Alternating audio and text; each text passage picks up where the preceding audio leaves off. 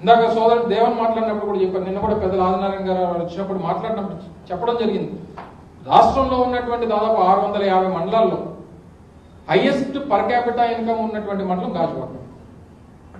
Highest per capita income దేనివల్ల వచ్చింది? Highest per capita income గాజువాకకి స్టీల్ ప్లాంట్. ఇప్పుడు తీయమనండి లెక్కలు, గడిచినటువంటి 3-4 నెలలుగా తీయమనండి. ఏ స్థానంలో ఉంటామో, ఎక్కడ ఉంటామో, దేనివల్ల వచ్చింది పర్ క్యాపిటల్ ఇన్కమ్? ఇందాక వారు చెప్పినట్టు నెలకి 92 కోట్లు 86 కోట్లు శాలరీలు వస్తాయి. వచ్చినటువంటిది పర్చేసింగ్ కెపాసిటీ పెరుగుతుంది. గాజువాకలో అనేక స్ట్రీట్ హాకర్స్ కానీ, లేకపోతే ఇతర వ్యాపారస్తులు కానీ, లేదా మీరు ఇప్పుడు మీరు ఇచ్చినటువంటి 30% 40% జీతాలు ఇస్తే మీరు పిల్లలు చదివించుకునేటువంటి దానికి లోన్లు కడతారా? మీరు కొనుక్కున్నటువంటి ఇల్లుకి ఈఎంఐలు కడతారా? మీరు తిరుగుతున్నటువంటి బళ్ళుకి మీరు రీపేమెంట్ చేస్తారా? లేకపోతే మీరు అద్దెకున్నటువంటి ఇల్లుకి అద్దెలు కడతారా? సో ఇవన్నీ హెచ్ఆర్ఐ అనేటువంటిది ఆగిపోయింది. లేకపోతే మొన్న కాంట్రాక్ట్ కార్మికుల్ని ఇందాక సోదరు చెప్పినట్టు 3,800 మందిని ఒకేసారి 4,200 మంది ఒకేసారి ఒక రాత్రికి తీసేస్తామని అంటే అందరూ పోరాటం చేశారు. ఈరోజు ఒక్కొక్కరిని మొన్న 350 మంది ఇప్పటికే కాంట్రాక్ట్ కంప్లీట్ అయిపోయిందని చెప్పి వాళ్ళని ఇక రావద్దని చెప్పేస్తే వారు గాజువాకలో ఒకరోజు ఫ్యామిలీ దీక్ష చేశారు. కుటుంబ సభ్యుల బాధ నిన్న మొన్న పేపర్లో చూశారు. మహిళలు రోడ్ల మీదకి ఎక్కి 1350 రోజుగా ఎప్పుడు కూడా ఇంట్లో మహిళలు కూడా బయటకు రాల. కానీ ఫ్యామిలీ మెంబర్స్ ఇంట్లోంచి ఆడవాళ్ళు బయటకు వచ్చి మొన్న కొవ్వొత్తులు ప్రదర్శన చేశారంటే వాళ్ళ బాధ, కడుపుకోత ఏ రకంగా ఉందో ఒక్కసారి ప్రభుత్వాలు ఆలోచించాలని చెప్పి కోరుతాం. దీనికి పోరాట కమిటీ తీసుకున్నటువంటి ఏ నిర్ణయానికన్నా ప్రధాన ప్రతిపక్షంగా వైఎస్ఆర్ కాంగ్రెస్ పార్టీ పూర్తి మద్దతు మీకు ఉంటది. అది అందులో ఏ రకమైనటువంటి అనుమానాలు మీకు లేవు. ఈ ఉద్యమాన్ని రాష్ట్ర స్థాయిలో తీసుకెళ్ళినా, రాష్ట్ర స్థాయిలో ఎక్కడ ఉన్నా సరే పూర్తిగా పార్టీ తాలూకు మద్దతుని వైఎస్ఆర్ కాంగ్రెస్ పార్టీ ప్రకటిస్తుందని కూడా తెలియజేస్తా ఉన్నాను. ఏది ఏమైనప్పటికీ ఇందులో ఉన్నటువంటి ఇక్కడికి వచ్చినటువంటి ప్రతి ఒక్కరి తాలూకు అభిప్రాయం స్టీల్ ప్లాంట్ ప్రైవేటీకరణ అనేటువంటిది జరగకూడదు. ప్రైవేట్ అనేటువంటిది అసలు మాటలోనే రావడానికి వీల్లేదు. పూర్తిగా ప్రభుత్వ రంగ సంస్థగా కొనసాగాలి, సేల్లో విలీనం జరగాలి. అనేక సందర్భాలు ఇటువంటి వచ్చినప్పుడు ఇప్పుడు మొన్న స్టీల్ కి సంబంధించినటువంటి మినిస్టర్ కర్ణాటక సంబంధించి మరి అక్కడ ఒక స్టీల్ ప్లాంట్ ఉంటే 15,000 కోట్లు 15,000 కోట్లు ఇచ్చారు. ఇంకో 15,000 కోట్లకేమో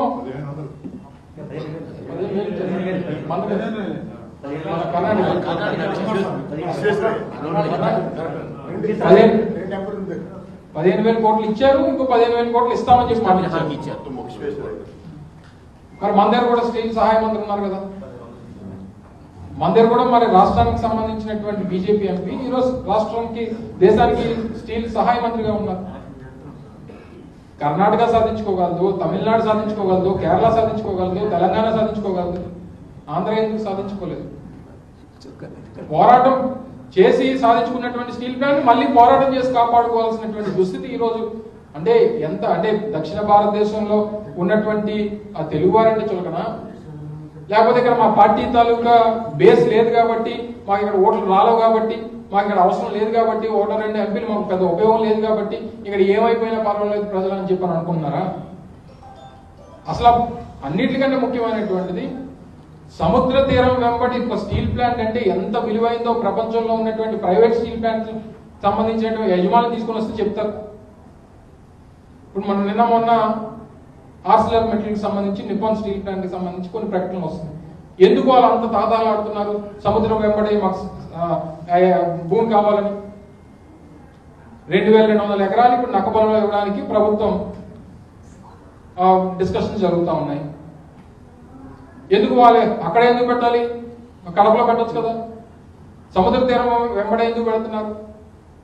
అవసరమైన డొమెస్టిక్ మార్కెట్ ఉంటే దేశంలో అమ్ముకుంటాడు, డొమెస్టిక్ మార్కెట్ లేకపోతే క్యాప్టివ్ పోర్ట్ ఏదో పెట్టుకుంటాడు, ఒక 2 బెర్తులు 3 బెర్తులు పెట్టుకుంటాడు, ప్రపంచ మార్కెట్లోకి ఇంటర్నేషనల్ మార్కెట్లోకి తీసుకుపోతాడు. అంటే కోస్టల్ బేస్ ఉన్నటువంటి స్టీల్ ప్లాంట్స్ భారతదేశంలో విశాఖపట్నం స్టీల్ ప్లాంట్ ఉన్నటువంటి ఒక విలువ బహుశా నాకు తెలిసి దేశంలో ఏ స్టీల్ ప్లాంట్ కి లేదు. అటువంటి విలువైనటువంటి సంపదని ఈరోజు దానికి వాల్యుయేషన్ కట్టి 10,000 కోట్లని ఒకసారి 12,000 మొదట్లో అయితే 4,000 కోట్లు అన్నారు, తర్వాత 10,000 కోట్లు అన్నారు, 12,000 కోట్లు అన్నారు, కొంతమంది 30,000 అన్నారు. దాని యాక్చువల్ వాల్యుయేషన్ తీస్తే 20,000 ఎకరాలు తీయండి, 2 లక్షల కోట్లకు మినిమం ఉంటుంది. 2 లక్షల కోట్లకు విలువ మినిమం ఉంటుంది. భూమి అమ్మేసుకున్నారు. ఏది ప్లాంట్ సార్ దానికి సంబంధించి 30-35 ఏళ్ళు పాత అయినా ఓన్లీ ల్యాండ్ కాస్టే మీకు 2 లక్షల కోట్లు ఉంటుంది. సో ఇంత విలువైనటువంటి భూమిని మీరు ఏదో పల్లెలకి ఇచ్చేస్తాము, లేకపోతే ఇంకోటి ఇచ్చేస్తాం. ఇప్పుడు ఉన్నటువంటి వారిని అంటే ప్రైవేట్ వాడికి ఇచ్చేసిన తర్వాత వాడు చేసుకోవాల్సింది కూడా మీరే బాధ్యత పడి ఎంప్లాయీస్ని ఏ రకంగా తగ్గించాలి, కాంట్రాక్టర్ ఎంప్లాయీస్ని ఎలా తీసేయాలి, ఏ రకంగా ఈ వాళ్ళ మీద బర్డెన్ అనేటువంటిది ఏ రకంగా తగ్గించాలి, బీఆర్ఎస్కి ఎంతమందికి ఇంట్రెస్ట్ ఉందో అని చెప్పి దాని మీద సర్వేలు చేయడం, జీతాలు ఇవ్వకపోతేనో లేకపోతే హౌస్ ఎలవెన్స్ ఇవ్వకపోతేనో వాళ్ళే మానేసి వెళ్ళిపోతారు అనేటువంటి ఆలోచనలు, ఎంతమంది ఇక్కడి నుంచి ట్రాన్స్ఫర్ అయిపోతారని చెప్పని అడగడం, ఇవన్నీ దేనికి సంకేతాలు?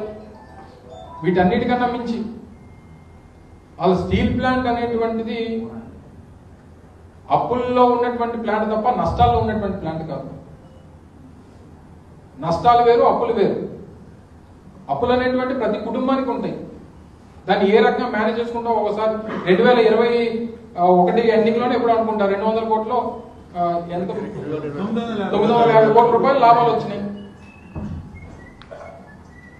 మరి దీన్ని అలాగా నష్టాల్లో ఉంది అని చెప్పి దాన్ని మార్క్ చేసి ఇబ్బంది పెట్టేటువంటి ప్రయత్నం చేశారు తప్ప దాన్ని ఏ రకంగా కాపాడాలనేటువంటి ప్రయత్నం నాకు తెలిసి నా పుట్టిన దగ్గర నుంచి సరే ఏ రాజకీయ పార్టీలో నేనున్నాయి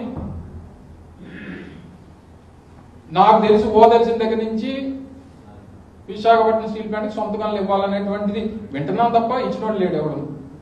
అది ఏ ప్రభుత్వం అన్నామనివ్వండి, బీజేపీ అవనివ్వండి, కాంగ్రెస్ అవనివ్వండి, కేంద్రంలో ఉన్నటువంటి ఏ ప్రభుత్వం అయినా, ఎన్డీఏ ప్రభుత్వం అనివ్వండి, అదొక స్లోగన్ గా ఉండిపోయింది తప్ప ఇచ్చినటువంటి వాళ్ళు లేడు. ఒకవేళ నిజంగా సొంతగాళ్ళు ఉంటే రేటు ఎంత ఉండదు, నష్టాలు మనకు వచ్చేటువంటి మనం ఇంత అప్పులు చేసి దాన్ని నడపాల్సినటువంటి పరిస్థితి ఉండదు. ఇన్ని రకాలుగా ఉన్నటువంటి దాన్ని మనం చివరికి ఏదైతే ప్రభుత్వాలు ఇప్పుడు ఉన్నటువంటి కేంద్ర ప్రభుత్వం కానీ, కేంద్రంలో ఉన్నటువంటి కూటమి ప్రభుత్వం, రాష్ట్రంలో ఉన్నటువంటి కూటమి ప్రభుత్వం బాధ్యత తీసుకోవాల్సిందే. వారిదే బాధ్యత. వాళ్ళని నమ్మి రాష్ట్రంలో అత్యధికమైనటువంటి మెజారిటీ గాజువాకలు ఇచ్చారు 95,000. నేను బాధపడలా, హైయెస్ట్ మెజారిటీ నాకే వచ్చింది, 95,000 వచ్చింది అక్కడ. బాధపడలేదు, ఎందుకంటే సెంటిమెంట్ అది. ఈ సెంటిమెంట్తో నా మీద కోపంతో వేసినటువంటి ఓట్లు కాదు. అక్కడ ఉన్నటువంటి సెంటిమెంట్ ఉన్నటువంటి పరిస్థితుల్లో వచ్చినటువంటి ఓట్లు అవి. ఆ రోజు ఆ పరిస్థితులు ఉన్నాయి. అవి మళ్ళీ పునరావృతం కాకుండా చూసుకోవాల్సినటువంటి బాధ్యత ఇప్పుడు ఉన్నటువంటి రాజకీయ పార్టీలు, అధికారంలో ఉన్నటువంటి పార్టీలకు ఉన్నాయి. సో ఇది రాజకీయ పరమైనటువంటి అంశంగా దయచేసి దీన్ని చూడొద్దు. ఇది ప్లాంట్ అందరిది, ప్రతి ఒక్కరిది, రాష్ట్ర ప్రజలది, 5 కోట్ల మంది ప్రజలది. ఇటు ఆంధ్రప్రదేశ్ కానీ అటు తెలంగాణకు సంబంధించినటువంటి వారు కూడా ఈ పోరాటంలో భాగస్వాములు అయ్యి దీన్ని సాధించుకున్నాం. మళ్ళీ తిరిగి సాధించుకునేటువంటి దానికి అందరం కష్టపడదాం. పోరాట కమిటీ ఏ పిలుపునిచ్చినా తప్పకుండా వైఎస్ఆర్ కాంగ్రెస్ పార్టీ పూర్తి మద్దతు మీకు ఇస్తుంది అనేటువంటి విషయాన్ని మరొకసారి ఈ సందర్భంగా తెలియజేస్తూ రేపు 28వ తారీఖు ఇచ్చేటువంటి మీ పిలుపుకి, అలాగే తర్వాత రాబోయేటువంటి కాలంలో ఇచ్చినటువంటి ఏ పోరాట కార్యక్రమాలకైనా దాంతోపాటు పార్టీగా మేము కూడా ఒక కార్యాచరణ రూపొందించాలన్నటువంటి ఆలోచనతో ఉన్నాం. గతంలో కూడా నేను ప్రకటించాను. దానికి కూడా మీ అందరి సహకారం ఉందో, అందరం కలిసికట్టుగా ఒక కాజ్ కోసం పోరాటం చేస్తున్నాం కాబట్టి దీనికి అందరం కలిసికట్టుగా ముందుకు వెళ్దాం అనేటువంటి విషయాన్ని మరొకసారి ఈ సందర్భంగా తెలియజేసుకుంటూ ధన్యవాదాలు. Thank you.